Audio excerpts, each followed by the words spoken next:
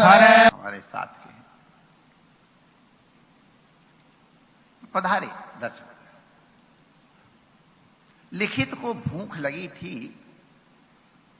शंख के बगीचे में बड़े सुंदर सुंदर पके हुए आम लगे थे। उन्होंने आम लिए और चूसने लग गए।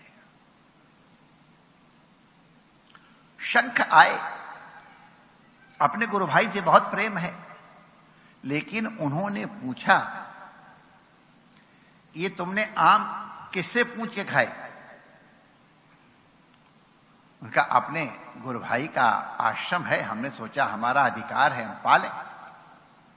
नहीं, तुमने हमारी आज्ञा के बिना अपने आप आम तोड़ के खाए हैं, ये तुमने चोरी की है। देखो कितनी सूक्ष्म बात है। भाई साहब, हमको ध्यान होने न होने से धर्म का निर्णय परिवर्तित नहीं होता है।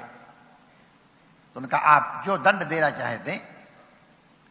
तो शंख ने कहा, नहीं, हमको दंड देने का अधिकार नहीं है, हमको निर्णय करने का अधिकार भी नहीं है। ये कर्तव्य राजा का है, यह राजा के द्वारा नियुक्त किसी उचित व्यक्ति का है, जिसको न्याय के पद पर बैठाए। तो लिखित राजा के दरबार में पहुंचे। राजा ने देखा एक तपस्वी संत महात्मा आए हैं, आदर किया, अर्घपात दिया। नहीं, अर्घपात मत दीजिए राजन, मैं यहां न्याय के लिए आया हूं, मैं दंडार हूं, मैं आपके पास न्याय के लिए आया हूं। राजा ने पूछा, क्या बात? कहा, हम आपको छोड़ भी सकते हैं। कहा, नहीं राजन, आप अपने कर्तव्य का पालन कीजिए। और उन्होंने बताया कि मैं अपने भाई के आश्रम में उनकी बिना आज्ञा के आम तोड़ के खाए हैं। तो राजा ने कहा, फिर तो जैसा आपके गुरु भाई ने कहा था, ये आपने चोरी की है, और चोरी का अपराध का दंड हमारे न्याय में दोनों भुजाएं काट देने का है। तो लेकिन ठीक है, हम तैयार हैं। तो राजा को कर्तव्य से बाध्य हो करके अनिच्छापूर्वक ही सही उनकी दोनों भुजाएं कटवानी पड़ी। भुजा कटवा करके जब लौट करके अपने भाई के पास, शंख के पास लिखित आए, तो दंड ले आए। हाँ चलो, बड़ा अच्छा हुआ, अब चलो जाओ अपना कर्तव्य करो, संध्या का समय हो गया, जाओ पितरों को तर्पण दो, संध्या करो।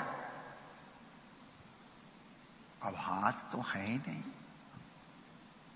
कहां से तर्पण होगा, कहां से आचमन होगा, कहां से सब मुद्राएं बनेंगी?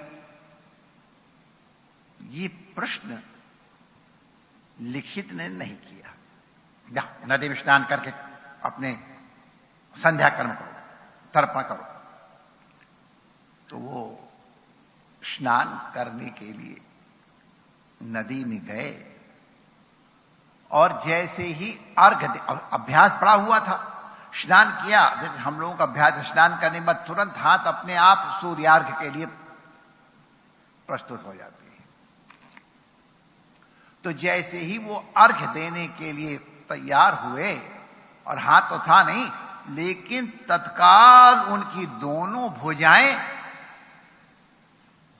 एकदम जैसी की तैसी, बल्कि और भी उससे सुंदर, कमल के समान सुंदर सुंदर हाथ हो गए।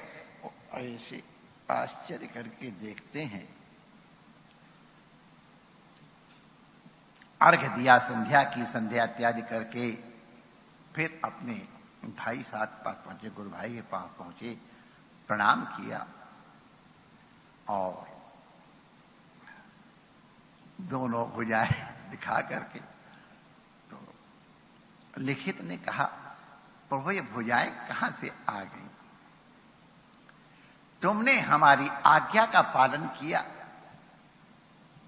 तुमने शास्त्र की मर्यादा का पालन किया, राजाज्ञा का पालन किया, इससे हमारी प्रसन्नता तुम्हें प्राप्त हुई, और हमने अपने तपस्या के प्रभाव से तुम्हारी दोनों भुजाएं जैसी की तैसी कर दी हैं। तो उन्होंने कहा महाराज जी, अगर भाई साहब आपका करना था कि हाथ ही देने थे तो हमारे हाथ कटवाए क्यों? तो कहा नहीं, तुमने अपराध किया था, इसलिए दंड तुमको स्वीकार करना है, तुम्हारा कर्तव्य था। स्वयं जाकर के दंड लो। कई लोग कई प्रकार के आचरण करके, अब वो सब लोग सब जानते हैं, निर्णय के मार्ग में बाधा पहुंचाते हैं, बाधक होते हैं, और कई बार उसमें सफल होते दिखाई पड़ते हैं। लेकिन हमने अपने स्वयं देखा है, जिन्होंने अपराध किया लेकिन अपराध के दंड से किसी उपाय से बच गए, लेकिन किसी अन्य जो कई बार उनका किया हुआ नहीं होता है, और कई बार होता है, कई बार तो बिल्कुल अपराध नहीं था लेकिन फिर भी उनको दंड मिला, तो उसका कारण यही था, उस समय जो दंड नहीं मिला था वही अब ब्याज सहित प्राप्त हो रहा है। तो सावधान रहना चाहिए मनुष्य को। तो इसलिए तुमने दंड स्वीकार किया तो दंड की वो मर्यादा थोड़ी सुन होगी, और इसके पश्चात तुमने हमारी आज्ञा का पालन किया, तुमने धर्म का पालन किया, हम तुमको हमारी प्रसन्नता की उपलब्धि भी हुई, प्राप्त हुई, और हमारी इस प्रसन्नता ने तुम्हारे इस धर्म के प्रति समर्पण में हमें बाध्य किया। हमारे अंतःकरण से आशीर्वाद स्वयं निकला, और जिसके कारण तुम्हारी दोनों भुजाएं हुई हैं, फिर से हो गई हैं। वस्तुतः ये तुम्हारे ऊपर ईश्वर का अनुग्रह है, क्योंकि ईश्वर ही धर्म मूर्ति है। रामो विग्रहवान धर्म, धर्म ईश्वर का ही स्वरूप है, परमात्मा का ही स्वरूप है। उसकी आज्ञा, धर्म का पालन करना ईश्वर की आज्ञा का पालन है। ये इसलिए ये बात संख और लिखित की दोहराई गई कि मनुष्य को चाहिए कि वो अपराध बुद्धिपूर्वक न करे। जब भी अपराध होगा, मनुष्य किसी स्वार्थ के वश में होकर करेगा, या तो राग होगा या द्वेष होगा। राग और द्वेष से ग्रसित हुए बिना कोई अपराध नहीं करता है। काम होगा या क्रोध होगा, उसके बिना कभी कोई अधार्मिक कृत्य नहीं करता है। ये राग और द्वेष मिटने चाहिए।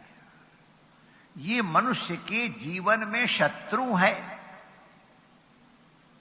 भगवान ने कहा, जय शत्रु महाबाहो काम रूपम दुरासदम, इसको जही नष्ट करो। और ये नष्ट कैसे होगा? जब हम भगवत शरणागति ग्रहण करेंगे। मन का स्वभाव है, निर्वृत्ति कभी नहीं रहता है, इसको कोई न कोई सहारा चाहिए। तो जिसको ईश्वर का सहारा मिल गया है, जिसको परमात्मा का सहारा मिल गया, कहीं पर भी शरणागति हो गई, अगर शरणागति हो गई है, मन वहां सर्वथा लग गया है, अरे तो माय डियर, आज मजनू का नाम लैला के कारण ही है। भले उसको ये न मालूम हो, लेकिन उसकी वृत्ति सर्वथा एकाग्र हो गई थी। ऐसा हमने स्वामी राम के कथा में सुना था कि लैला को कोई रोग हुआ तो वहां पहले एक रोग की चिकित्सा होती थी, कुछ रक्त निकाल दिया करते थे। तो स्वामी राम बादशाहराम कहते हैं, चिकित्सा के लिए वैद्य ने लैला के यहां ऐसे कट लगाया, लेकिन वहां से खून नहीं निकला। मजनू वहीं खड़ा था, उसके हाथ से वहीं से खून बहना शुरू हो गया और लैला ठीक हो गई। ये लैला की जगह अपने परमात्मा को समझ लो, अपने गुरु को समझ लो, अपने इष्ट को समझ लो। इतना एकत्व हो जाए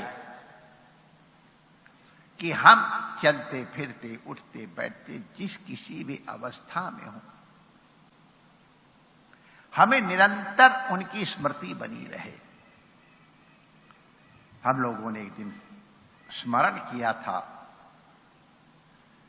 कि जब तक प्रभु की विस्मृति नहीं होगी तब तक पाप हो ही नहीं सकते, और भगवत स्मृति बनी हुई है तो हरि स्मृति सर्व विपद विमोक्षण, सभी प्रकार की विपत्तियों को दूर करने का एकमात्र उपाय है भगवत स्मरण बना रहे।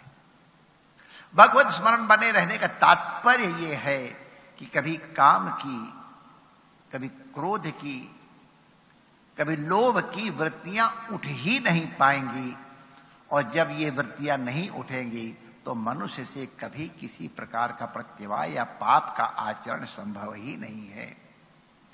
और यही चाबी हमारे प्रभु श्री कृष्ण ने दी है, तस्मात् सर्वेषु कालेषु माम अनुस्मर युद्धचा। हे भैया अर्जुन, तुम सब समय अपने कर्तव्य का पालन तो करो, लेकिन मेरी स्मृति निरंतर बनी रहनी चाहिए। हरिहरति पापानि दुष्ट चित्तैरपि स्मृता।